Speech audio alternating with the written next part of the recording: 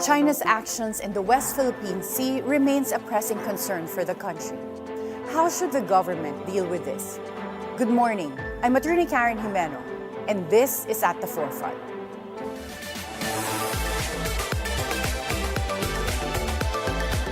The Philippine Coast Guard deployed vessels and an aircraft to Scarborough Shoal on Tuesday. This after Filipino fishermen complained of harassment by Chinese ships in the area. The Coast Guard also brought relief supplies to the fishermen.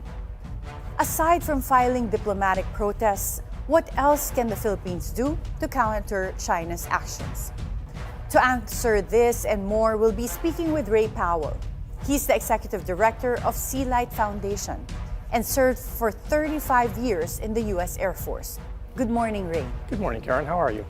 As the founder and also a director of SeaLight, what made you start this initiative, this maritime project, and how was its reception in the United States and in Southeast Asia? So I started SeaLight while I was in a fellowship at Stanford University, and I was fascinated by the problems of the maritime space in the West Philippine Sea and the broader South China Sea.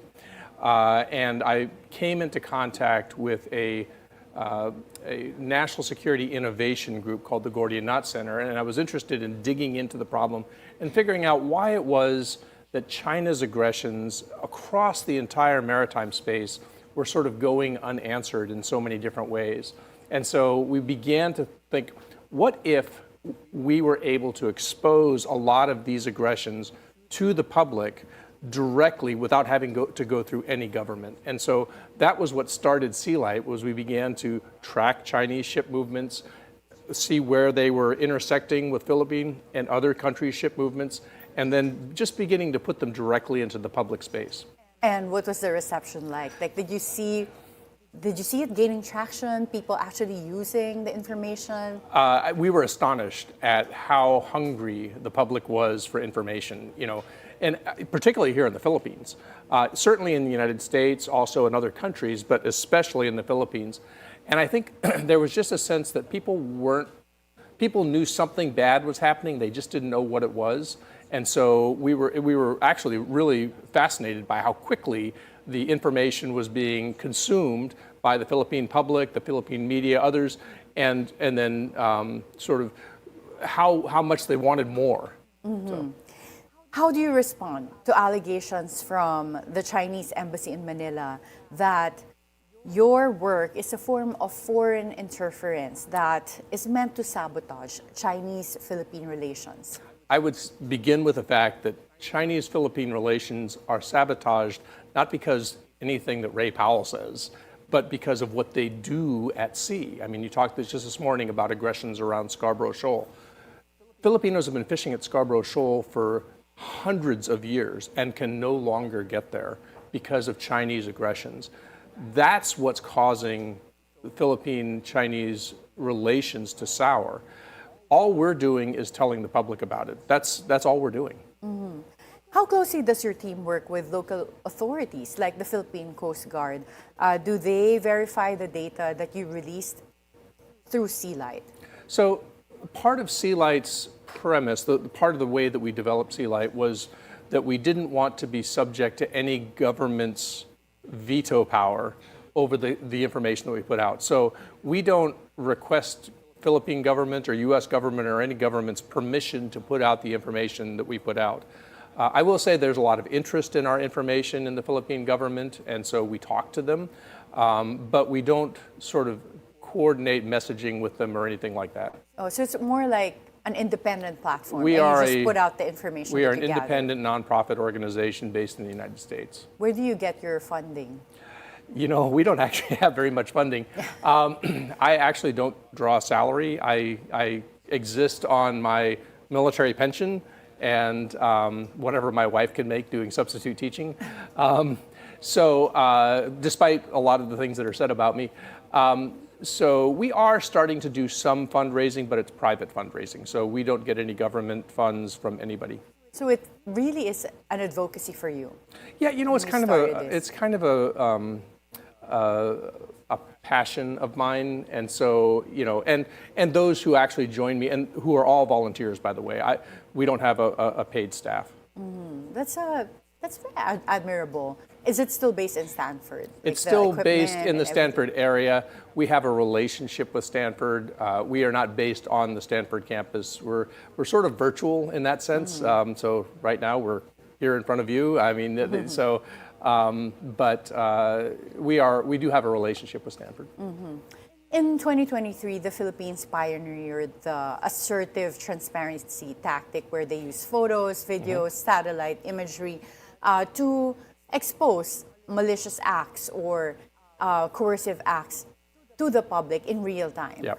How has China adapted its tactics to counter the Philippines' assertive transparency campaign? China has sort of, at the very beginning, China reacted by dispersing its vessels. It was actually trying to avoid the transparency. Since about the middle of 2023, China seemed to change its tactics and decided to try to make an example of the Philippines and basically try to communicate to other countries and to even people in the Philippines that the Philippines shouldn't be doing this. And so they became more aggressive. And that's really been China's approach ever since the middle of 2023, is to sort of, again, make an example out of the Philippines. Say, if you're Malaysia or Indonesia, you're trying to communicate to them, don't do what the Philippines is doing because it will go badly for you. It's almost sort of it's a coercive technique. It's almost a mafia-esque, like a mafia boss, saying, it would be a shame if you did something like this because this is what can happen to you. So they've become very aggressive. But by saying that, for example, that this could happen to you, it's more of their actions in the West Philippine Sea, not related to any economic, actions like that would make it more difficult for the Philippines economically? Yeah, so far China seems to have not decided to bring in economic measures. Now, of course, they will message a lot that, the Philippines could have it even better. China might invest more or something to that effect. But that's sort of subtext. It's not really directly said. So they haven't done, for example, when the Philippines first filed its arbitral case back over a decade ago, China, put a quarantine on Philippine bananas and things like that. Everybody remembers that. They haven't done anything like that in response to the Transparency Initiative. Well, as of October 2025, Manila has filed more than 200 diplomatic protests against China for their actions in the West Philippine Sea. But what else can the Philippines do to, perhaps lessen the conflict in the West Philippine Sea? So let's start with just the premise of your question, which is whether it's in the Philippines' interest to de-escalate. One of China's tactics is to put all the responsibility for de-escalation on the other party. So by saying the Philippines is provoking us, and if the Philippines would just stop what it's doing, then it would not provoke us so much.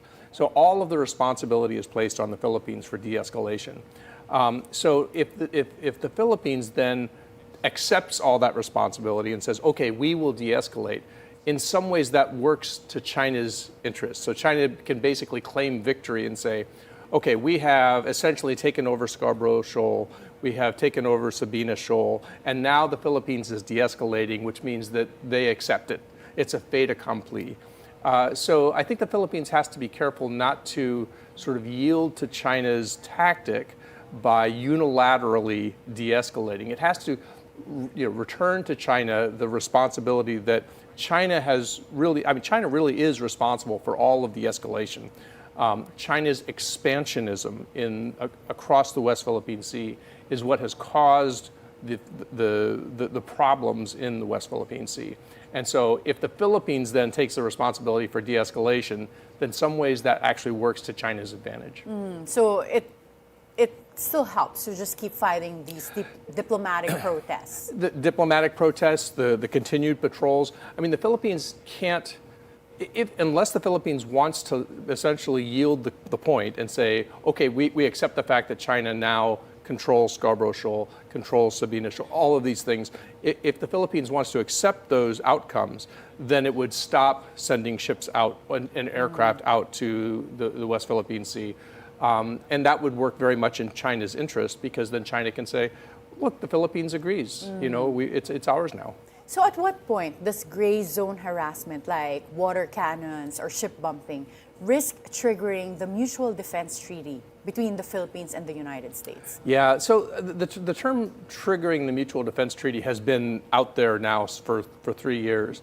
In some ways, the mutual defense treaty has already been triggered years ago, because the Philippines and the United States are working so much more closely together on mutual defense. I think when people ask that question, like yourself, they're asking, when will we essentially consider something an act of war? And that's, is one of those things that's difficult about a gray zone war, in that, China in many ways already is in a war. It's just not a shooting war. It's a water cannon shooting war. It's a ramming war. It's all of these gray zone actions that don't fit our definition of war and peace. So the Philippines, I think, has been responding as best it can by continuing to contest all of China's actions, understanding that there's a huge power imbalance where China has so many more ships, larger ships, so much more capacity. And so what the Philippines has been doing has been building its capacity, strengthening its relationships with its partners and allies, and trying to play the long game, which it's going to have to, frankly. Do you think it's possible to have a legally binding code of conduct when it comes to the West Philippine Sea? But before you answer this question, we'll have to take a short break. At the Forefront, we'll be right back.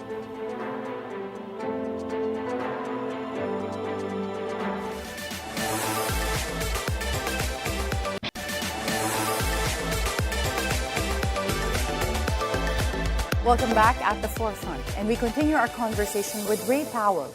He is the Executive Director of SeaLight Foundation. Ray, do you believe it's possible to have a legally binding code of conduct when it comes to the West Philippine Sea? I am a well-documented code of conduct pessimist. And the reason is because I think that the interests are just too divergent.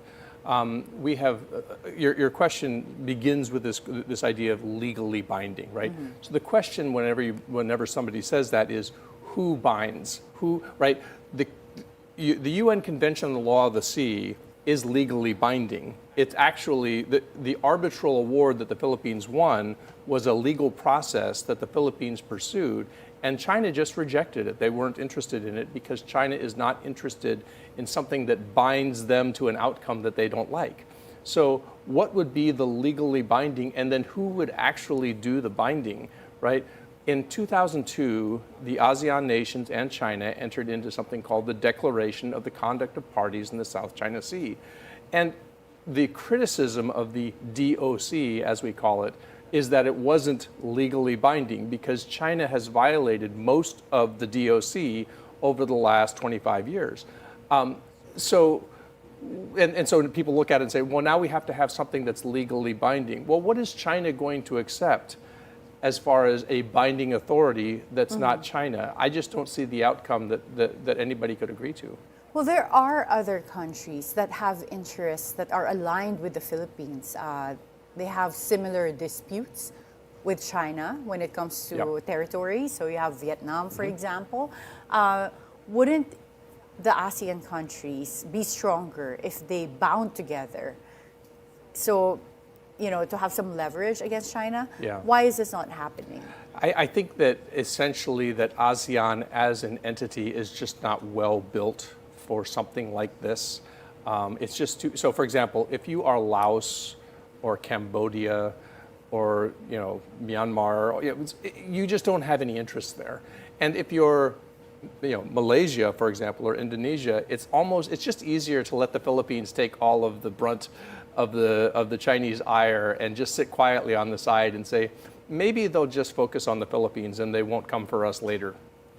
I have brought it to, for example, I was at a conference last year in Malaysia, and I asked the Chinese diplomat who was on the stage, I said, look, does China declare indisputable sovereignty over the 5 Spratly Island features that are occupied by Malaysia.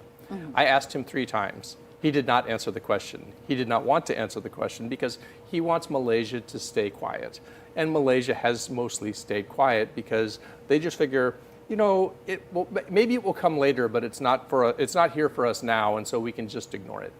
Well, you have been monitoring activities in that area, I mean, West Philippine Sea and beyond as well? Yes. Right? So doesn't Malaysia experience the same type of actions from China? It experiences actions. In fact, you may have heard of the ship that we often call the Monster.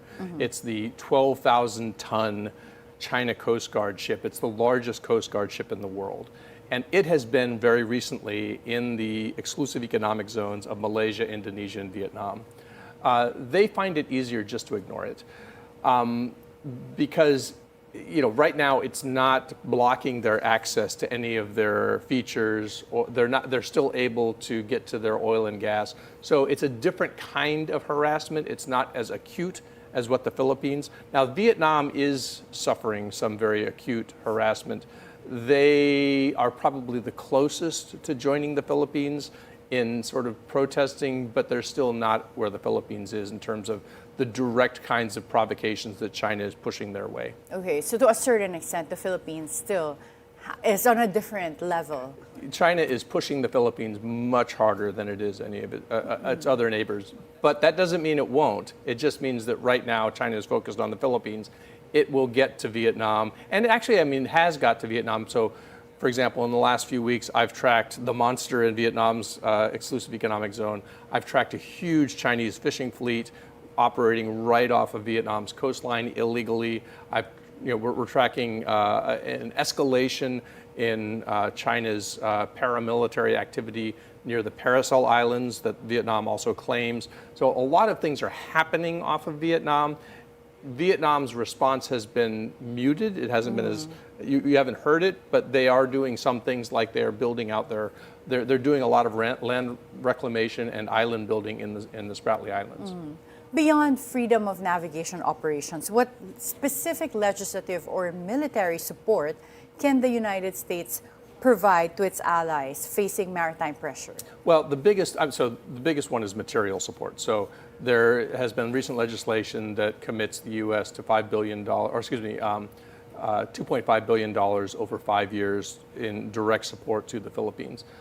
So you've seen the Philippines, and actually this is where I would say that the Philippines Transparency Initiative has worked in its favor. So for those who say it hasn't done anything for the Philippines, if you look at money coming from the United States, radars and ships coming from Japan, ships coming from France, dark vessel detection coming from Canada, other support coming from the EU, all of these things happen because of the Transparency Initiative.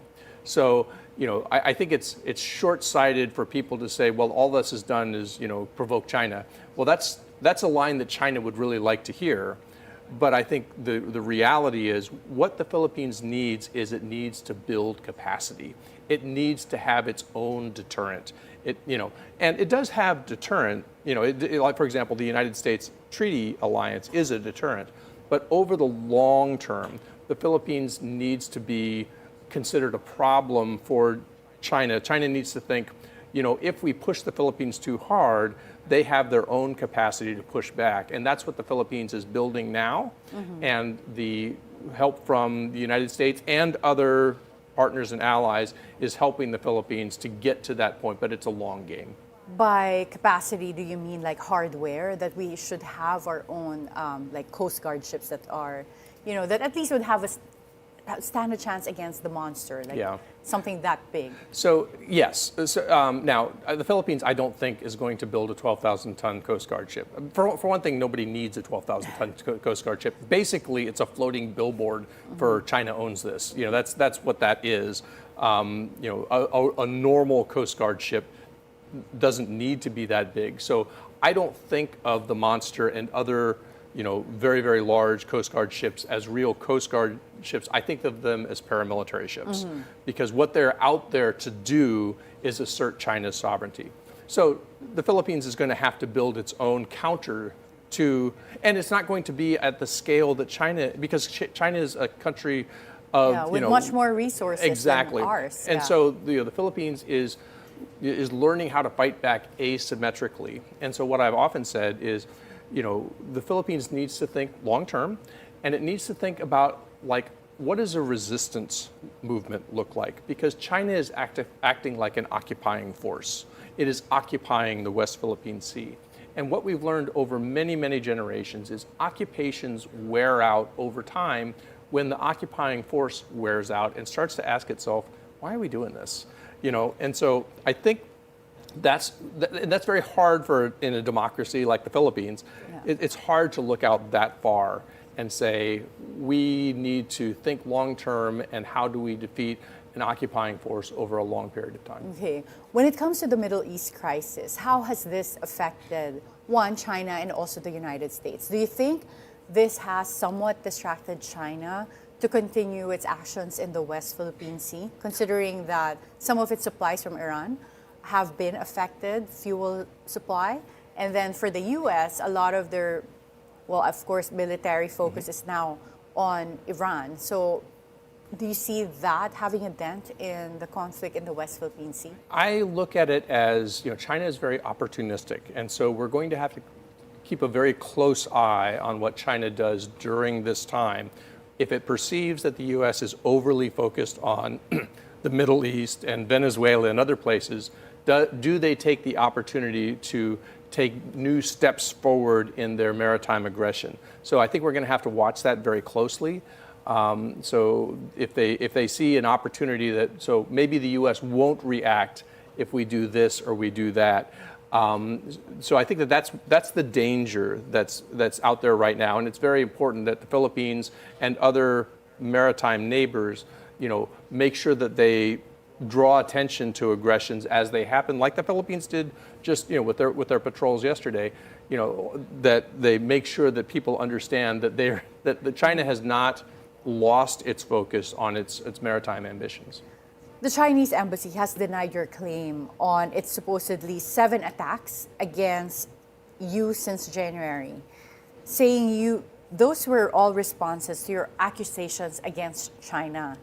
What can you say about this? Well, so I have made accusations against their activities here in the Philippines, and all I was doing was pointing out what's clearly documented, which is that China exerts tremendous control over Chinese language media here in the Philippines and Chinese language education here in the Philippines. And that is a huge change from the past. A lot of Chinese language media back in the 70s and earlier was begun by people who had sympathies toward Taiwan, and those kinds of things. But over a period of time, China has managed to take all of those over and now has almost direct control, but certainly very strong indirect control over Chinese language media and Chinese language education. And we just point that out. We do it using their own documents. We essentially go to the Chinese language websites where they talk about what they're doing, and we say, this is what they're talking about. And then they attack SeaLight or Ray Powell, and they say, that's just because he's an American stirring up trouble. And our response is, we're just saying what your documents say. We're just saying what your websites say. You're not responding to any of our evidence. All you're doing is attacking the messenger. What do you think is China's motive in establishing a nature reserve at Scarborough Shoal? It's to legitimize their claim of sovereignty over Scarborough Shoal. So we have for a long time tracked Chinese giant clam harvesting at Scarborough Shoal. And giant clam harvesting is an extremely environmentally destructive activity. You essentially have to dig into the shoal to get to these clam shells, which they then turn into jewelry and other things that is considered very valuable in China. And so we noticed 2 years ago that all of a sudden the giant clam harvesting was stopped. And then right after that, they issued a big report that said, Scarborough Shoal, we just did an environmental study and it looks fine, no problem. But they also began to keep the Philippines away, right? So that nobody could disprove their claim that Scarborough Shoal looked fine. So then they declared their nature reserve to cast themselves not only as the rightful owners of Scarborough Shoal, but as the environmentally responsible owners of Scarborough Shoal. Here's what we believe the evidence strongly suggests is that Scarborough Shoal has suffered tremendous damage because of Chinese giant clam harvesting over a long period of time. I don't think this is the evidence of this is very, very strong. And they are covering it up, and they're doing it by issuing these glossy reports that say it's fine, by declaring a nature reserve, and by keeping everybody else out so that nobody can check their claims. Okay, that's very unfortunate. But we're out of time, so thank you so much for your insights, Ray Powell, and I hope we can have you back here again during your next visit to the Philippines. Absolutely. Thanks, Karen. The situation in the West Philippine Sea is not just about competing claims. In an environment where every move is closely watched, information itself becomes a form of deterrence. The challenge for the Philippines is to stay the course, assert its rights under international law, strengthen alliances, and continue telling its story to the world. Because in disputes like this, it's not only what happens at sea that matters, but what the world sees and what it stands behind. Be informed, be insightful of the news. I'm Attorney Karen Jimeno. Always stay at the forefront.